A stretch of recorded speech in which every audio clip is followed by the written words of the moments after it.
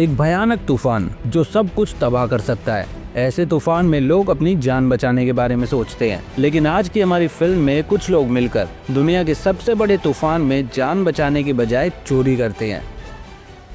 कहानी की शुरुआत होती है 1992 अल्बामा से, जहां पर विल और ब्रिज नाम के दो बच्चे अपने पिता के साथ शहर छोड़कर जा रहे होते हैं, क्योंकि इनके शहर में एक भयानक तूफान आने वाला होता है जिसको नाम दिया जाता है एंड्रयू। और इस तूफान के आने से पहले लोगों को शहर से बाहर भेज दिया जाता है, लेकिन तभी एक बड़ा सा पेड़ उनकी गाड़ी के सामने गिर जाता है, जिससे बचने के लिए उनका पिता अपनी गाड़ी को सड़क से नीचे उतार देता है और वहीं पर गाड़ी चलाने लगता है। लेकिन थोड़ी दूर जाने के बाद उनकी गाड़ी एक जगह पर फंस जाती है, जिसकी वजह से उनको पास के एक घर में जाना पड़ता है ताकि वो तूफान से बच सके। लेकिन तभी उनका पिता घर से बाहर जाता है और अपनी गाड़ी को एक केबल से बांध देता है ताकि वो तूफान के साथ उड़ न जाए। तूफान बहुत भयानक होता है, जिसकी वजह से घर भी हवा में उड़ने लगता है। दोनों बच्चे खिड़की से अपने पिता को देख रहे होते हैं, लेकिन तभी एक बड़ा सा वाटर टैंक तूफान के साथ वहां आता है और उनके पिता को कुचल देता है। इसके बाद कहानी वर्तमान में आती है और हमें ट्रेजरी ऑफिस दिखाया जाता है, जहां पर पुराने बैंक नोट्स को डिस्ट्रॉय करने के लिए लाया जाता है।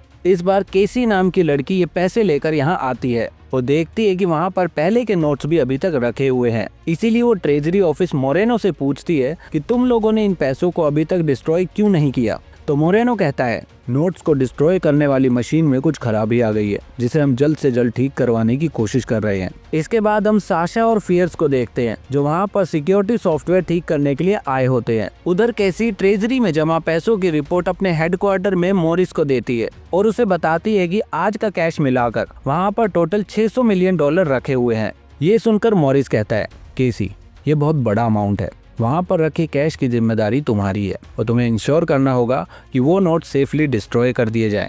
मॉरिस की बात सुनकर कैसी वॉल्ट के पासवर्ड को रीसेट करने की परमिशन मांगती है और वहाँ के वॉल्ट के पासवर्ड को रीसेट कर देती है। इसके बाद हम विल को देखते हैं, जो कि एक मौसम वैज्ञानिक बन चुका है। उसको पता चलता है कि उसके शहर में एक बार फिर से 1992 जैसा तूफान आने वाला है, लेकिन ये तूफान उससे कई गुना ज्यादा बड़ा होगा और इस तूफान का नाम टमी दिया जाता है। विल तूफान से बचने के लिए अपने शहर को छोड़कर जा रहा होता है, लेकिन तभी वो रुक जाता है और अपने भाई ब्रिज को फोन मिलाता है, लेकिन उसका फोन नहीं लगता। इसीलिए वो अपनी गाड़ी को वापस से शहर की तरफ मोड़ लेता है और अपने भाई के पास जाता है। ब्रिज के पास पहुंचकर वो उसे वहां से निकलने को कहता है, लेकिन ब्रिज अपने घर को छोड़कर जाने को तैयार ही नहीं होता। उसको अपने सामान की चिंता होती है। ये सुनकर विल अपने भाई से कहता है, भाई, हमें यहाँ से निकलना चाहिए। मैं तुम्हारे साथ घर को अच्छे से बंद करने में मदद कर दूंगा ताकि तुम्हारे सारे सामान को सेफ रखा जा सके। उधर ट्रेजरी ऑफिस में साशा और फियर सिस्टम पर अपना काम कर रहे होते हैं, लेकिन तभी वहाँ की लाइट चली जाती है। मोरेनो जाकर देखता है तो उसे पता चलता है कि जनरेटर में कोई खराबी आ गई है। वो वापस आता है और ब्रिज को फोन करता है, लेकिन ब्रिज का फोन नहीं लगता। इसलिए वो कैसी से कहता है, देखो, जनरेटर को ब्रिज के अलावा कोई ठीक नहीं कर सकता, लेकिन उसका फोन नहीं लग रहा, इसलिए तुम्हें उसके घर जाकर उसको यहाँ लेकर आना होगा। मोरेनो की बात सुनकर कैसी वहाँ से निकलती है, लेकिन उसको वहाँ पर कुछ ठीक नहीं लगता, इसीलिए वो अपने आईपैड को वहीं पर छुपा देती है। फिर कैसी के निकलने के बाद ट्रेजरी ऑफिस के बाहर एक वैन आती है, जिसको गेट पर सिक्योरिटी गार्ड्स रोक लेते हैं। वो लोग बताते हैं कि वो लोग फोन लाइन को ठीक करने आए हैं, लेकिन गार्ड्स उससे परमिशन लेटर दिखाने को कहते हैं। तो वो लोग तुरंत वैन से उतरकर गार्ड्स पर गोलियां चलाने लगते हैं। गोलियों की आवाज सुनकर ट्रेजरी ऑफिस का इमरजेंसी लॉक ऑन कर दिया जाता है, लेकिन वो लोग गोलियां चलाना बंद नहीं करते और एक एक करके सारे गार्ड्स को मारते हुए ऑफिस की तरफ बढ़ते हैं। फिर हम देखते हैं कि पर्किंस नाम का एक सिक्योरिटी ऑफिसर, जो कि ऑफिस के अंदर ही अपने एजेंट्स को गोली मार देता है और हमलावरों को ऑफिस के अंदर बुला लेता है। उधर मोरेनो साशा और फियर्स के साथ कंट्रोल रूम में होता है और वो उनसे कहता है, तुम्हें डरने की कोई जरूरत नहीं है, ये कैबिन बुलेट प्रूफ है, हमें कुछ नहीं होगा। लेकिन तभी पर्किंस हमलावरों के लीडर जैकी के साथ कंट्रोल रूम के बाहर आता है। पर्किंस को उनके साथ देखकर मोरेनो बहुत हैरान होता है। पर्किंस कंट्रोल रूम के बाहर खड़ा होता है और तभी उसका दरवाजा अपने आप खुल जाता है और हमें पता चलता है कि साशा और फियर्स भी पर्किंस के साथ मिले हुए होते हैं। मतलब ये सब लोग आपस में मिले होते हैं और ये सारा पर्किंस का ही प्लान होता है। पर्किंस मोरेनो को बताता है कि उसी ने नोट्स को खराब करने वाली मशीन को खराब किया था और अभी वो ऑफिस में मौजूद किसी भी इंसान को नुकसान नहीं पहुंचाएगा, लेकिन अगर किसी ने भी होशियार बनने की कोशिश करी तो वो उसको जान से मारने में जरा भी नहीं हिचकिचाएगा। इसके बाद वो लोग मोरेनो के साथ बाकी सारे स्टाफ को बंदी बना लेते हैं और वोल्ट को खोलने की कोशिश करते हैं, लेकिन वो लोग वोल्ट को नहीं खोल पाते क्योंकि कैसी ने जाने से पहले पासवर्ड को रीसेट कर दिया था। खैर, कैसी तो बहुत चालाक निकली और उसने पासवर्ड को रीसेट करके बहुत अच्छा काम किया। और मैं जानता हूँ कि आप लोग भी बहुत चालाक हो, इसीलिए मेरे चैनल को सब्सक्राइब करके एक अच्छा काम आप भी कर दो ताकि हम जल्दी से 100 की फैमिली हो जाएं। इसके बाद हम देखते हैं कि कैसी ब्रिज के घर पहुंच जाती है और उसे अपनी आईडी दिखाकर अपने साथ चलने को कहती है। ब्रिज भी ट्रेजरी ऑफिस का काम देखकर तुरंत अपना सामान उठाकर कैसी के साथ चलने को तैयार हो जाता है। ब्रिज को जाता देख विल उसे मना करता है, लेकिन ब्रिज उससे कहता है इस वक्त यहाँ पर ट्रेजरी ऑफिस ही सबसे सुरक्षित जगह है,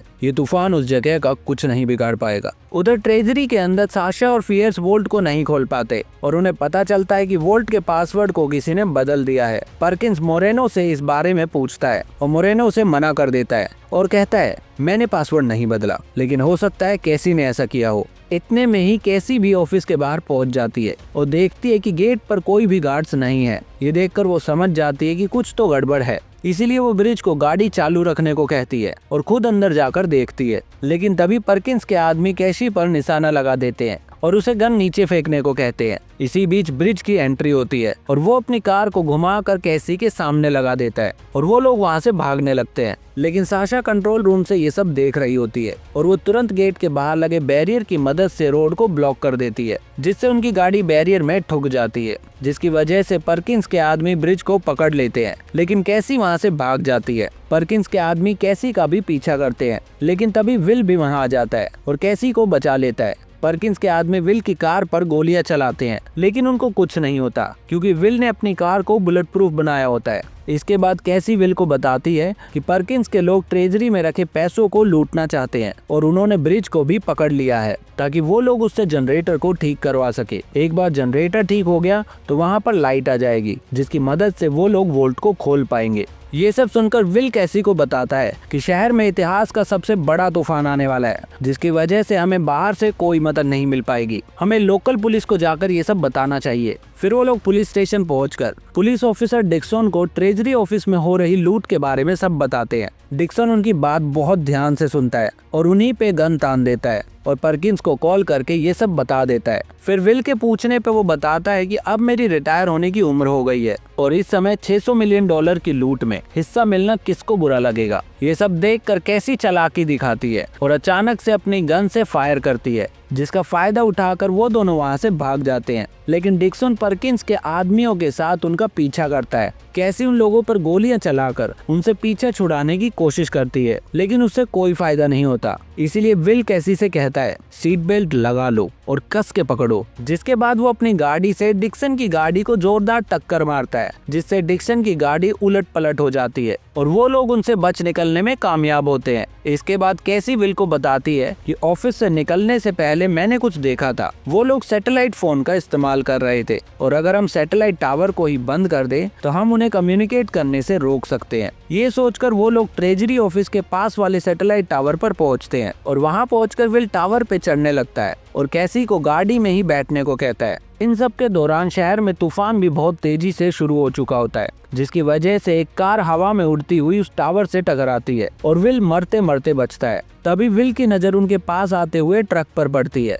जिसको देखकर वो कैसी से इशारों में कहता है कि वो उनकी गाड़ी की लाइट्स को बंद कर दे। लेकिन कैसी को कुछ समझ नहीं आता और वो लाइट्स को बंद करने की बजाय और लाइट्स जला देती है, जिसके कारण पर्किंस के आदमी उनको देख लेते हैं और कैसी पे फायर करना शुरू कर देते हैं। कैसी भी उन पर पलटवार करती है और ट्रक ड्राइवर को गोली मार देती है। उधर ट्रेजरी ऑफिस के अंदर साशा और फियर्स बोल्ट का कोड ब्रेक करने में सिर्फ एक कदम की दूरी पर होते हैं, लेकिन तभी कैसी अपना दिमाग लगाती है और वो पूरे टावर को ही नीचे गिरा देती है, जिसकी वजह से ऑफिस के अंदर सिग्नल चले जाते हैं। तभी पर्किंस आकर पूछता है कि उन्हें वोल्ट खोलने में और कितना समय लगेगा, तो साशा उसे बताती है कि उनके सिग्नल चले गए हैं और अब जनरेटर ठीक होने पर ही वो लोग कुछ कर पाएंगे। इसी बीच ब्रिज भी जनरेटर को ठीक कर देता है और ऑफिस में बंदी बनाए गए लोगों को छुड़ाने की कोशिश करता है, लेकिन साशा सीसीटीवी कैमरा से ये सब देख रही होती है और वो तुरंत वहाँ पर करंट छोड़ देती है, जिससे ब्रिज को जोरदार झटका लगता है और वो उन लोगों को नहीं बचा पाता। तभी डिक्सन अपने बाकी पुलिस ऑफिसर्स को लेकर ट्रेजरी ऑफिस पहुंचता है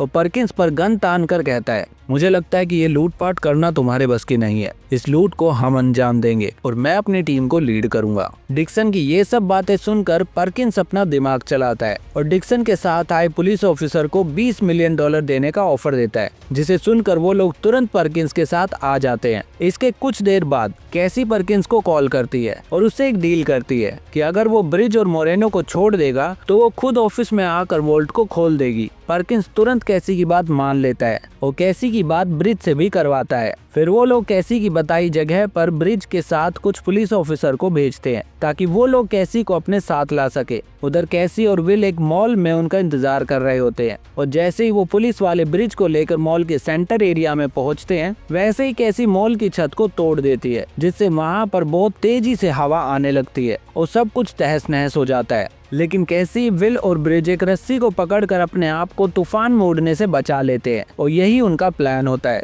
इन सब के बाद वो लोग ब्रिज के घर पहुंचते हैं और वहां से सारा जरूरी सामान लेकर अपना अगला प्लान बनाते हैं। इसी बीच परकिंस के आदमी उनका पीछा करते हुए वहां पर भी पहुंच जाते हैं, लेकिन तब तक तूफान और भी ज्यादा भयानक हो जाता है और समंदर की लहरें अपने आसपास के एरिया को तबाह करना शुरू कर देती है। फिर जैसे ही परकिंस के आदमी ब्रिज के घर पहुंचते हैं, वैसे ही समंदर का पानी वहां आ जाता है और सब कुछ तबाह कर देता है। फिर तूफान के थोड़ा रुकने के बाद हम देखते हैं कि विल अपनी गाड़ी के सहारे अपनी जान बचा लेता है और ब्रिज बोट लेकर उसके पास आता है और बताता है कि परकिंस के आदमियों ने केसी को पकड़ लिया है। उधर परकिंस के आदमी केसी को लेकर ट्रेजरी ऑफिस पहुंचते हैं, जहां पर परकिंस केसी को देखकर बहुत खुश होता है और उसको डराने के लिए मोरेनो को जान से मारने की धमकी देता है, जिससे डर कर केसी वोल्ट का दरवाजा खोल देती है। वोल्ट के खुलते ही परकिंस अपने आदमियों के साथ सारे पैसों को देखता है और मोरेनो को गोली मार देता है। इसी दौरान विल और ब्रिज परकिंस के आदमियों से केसी को बचाने का प्लान बनाते हैं और दूर से ट्रेजरी ऑफिस में नजर रखते हैं। वो लोग देखते हैं कि परकिंस अपने आदमियों के साथ सारे पैसों को 3 ट्रक्स में लोड करके वहाँ से जाने लगता है और उनमें से एक ट्रक में केसी भी होती है। विल और ब्रिज तुरंत अपनी कार को लेकर उनका पीछा करते हैं। इसी दौरान जो तूफान शहर में आने वाला होता है वो भी शुरू हो जाता है और उन लोगों से 30-40 किलोमीटर ही दूर होता है। ये तूफान बहुत भयानक होता है, जो अपने बीच में आने वाली सभी चीजों को तबाह कर देता है। एक ट्रक में साशा और फियर्स होते हैं, जो कि सबसे पीछे होते हैं। फियर्स तूफान को देखकर परकिंस को गाड़ी तेज चलाने को कहता है, लेकिन परकिंस उसकी बात को सीरियसली नहीं लेता। तभी विल और ब्रिज उनके पीछे आकर उनके ट्रक पर चढ़ जाते हैं और आगे जाकर विल साशा का ध्यान भटकाता है और दूसरी तरफ से ब्रिज फियर्स को बंदूक दिखाकर ट्रक का कंट्रोल अपने हाथ में ले लेता है। इसके बाद विल आगे वाले ट्रक में चढ़ जाता है, जिसमें केसी होती है। ट्रक के अंदर ड्राइवर के साथ एक और आदमी होता है, जो केसी को मारने की कोशिश करता है, लेकिन केसी बड़ी चालाकी से उस आदमी से गन लेकर ड्राइवर और उस आदमी दोनों को मार देती है। ड्राइवर के मरने से ट्रक आउट ऑफ कंट्रोल हो जाता है और सड़क से नीचे उतर जाता है। फिर जैसे ही वो ट्रक दीवार से टकराने वाला होता है, वैसे ही विल ट्रक के अंदर आ जाता है और उसका कंट्रोल अपने हाथ में ले लेता है। विल को देखकर कैसी भी बहुत खुश होती है। उधर परकिंस देखता है कि उसके पीछे आ रहे दोनों ट्रक्स काफी पीछे रह गए हैं, इसीलिए वो अपने ट्रक की स्पीड को कम करता है और फिर जैसे ही पीछे वाले ट्रक उसके बराबर आते हैं तो वो उस ट्रक में ब्रिज को देखता है। ब्रिज को देखते ही वो उस पर गोलियां चलाने लगता है, लेकिन तभी दूसरी तरफ से विल उसके ट्रक को टक्कर मारता है और कैसी उस पर फायर करती है। फिर वो दोनों भाई अपने ट्रक को परकिंस के आगे लगा देते हैं, जिससे परकिंस का ट्रक पीछे रह जाता है और उनके पीछे आ रहे सबसे भयानक तूफान की चपेट में आ जाता है। बार बार टक्कर लगने की वजह से उसके कंटेनर का दरवाजा भी खुल जाता है, जिसमें रखे $200 मिलियन हवा में यूं ही उड़ जाते हैं। फिर कुछ देर बाद परकिंस का पूरा ट्रक हवा में उड़ने लगता है और ब्लास्ट हो जाता है। अब विल और ब्रिज का ट्रक ही बचता है, जो कि तूफान के काफी करीब होता है। तभी ब्रिज भी अपने ट्रक को छोड़कर विल के ट्रक में आ जाता है,